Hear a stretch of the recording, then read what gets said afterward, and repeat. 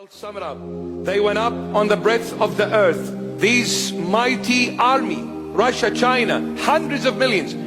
The bloodshed that will take place in the Middle East will be for the first time ever. There will be huge bloodshed in the Middle East. Huge. When China and Russia come with their mighty force and go through the Middle East to strike Israel. Huge. The day Israel is struck by a superpower nation, remember, World War III nuclear weapon has begun.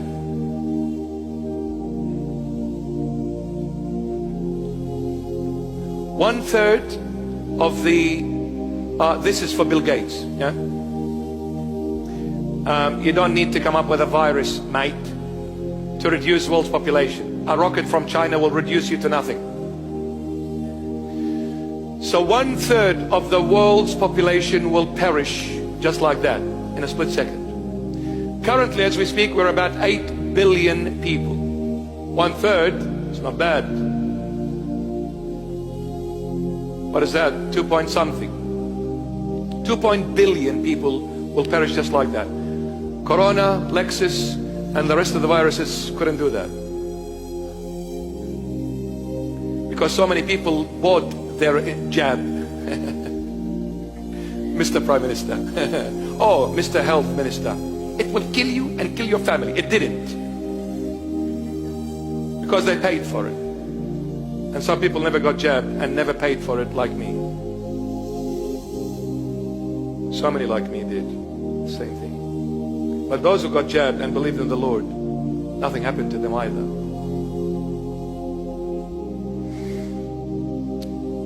One third of the world's population will perish. They'll die. They'll just melt. The other third, diseases and the outcomes of the nuclear exposure will take care of them. 1/3 will remain, and you don't want to be alive. You'd rather be dead.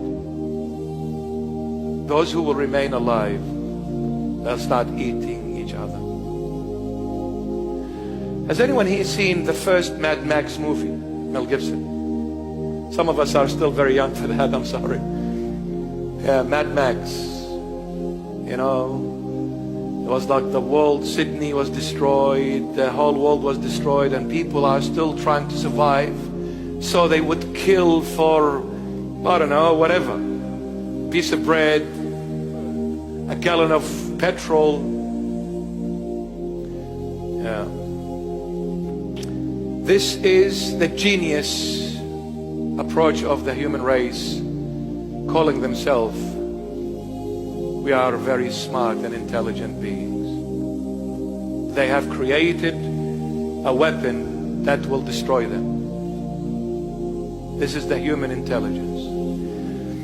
A human intelligence that is outside the circle of Jesus Christ ends up worshiping the creation, not the Creator.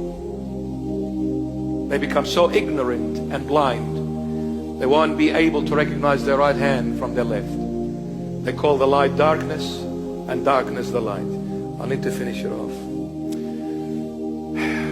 They went up on the breadth of the earth, this earth means Israel, and surrounded the camp of the saints and the beloved city, Jerusalem. The beloved city to the heart of Jesus Christ is Jerusalem. That's his birthplace. That's where he suffered. That's where he revealed his divinity. And that's where he was crucified, was buried, and rose from the dead. That is his beloved city, Jerusalem. In 2013, we were on a pilgrimage to the Holy Land.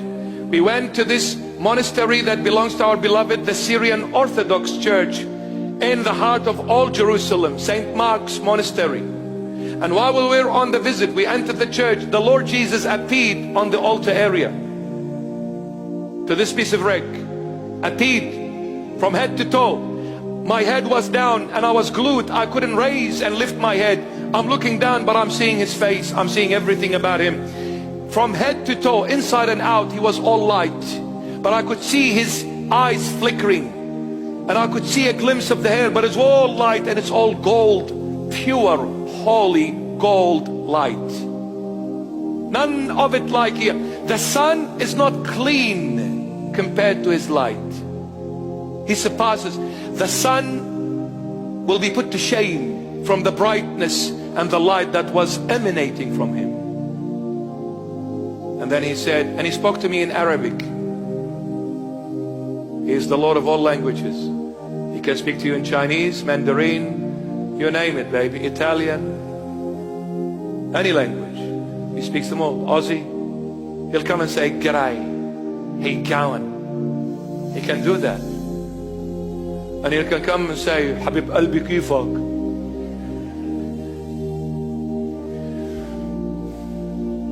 He said, Jerusalem is mine. Not the Jewish, not the Muslims, it's mine. Jerusalem is mine. I call the day, and I give the green light when this land is striked or not.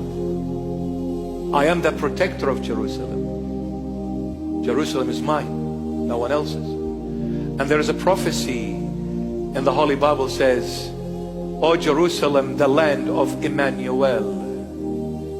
The land of Emmanuel. Who is Emmanuel? God with us, Jesus Christ. The land of Emmanuel, Jerusalem.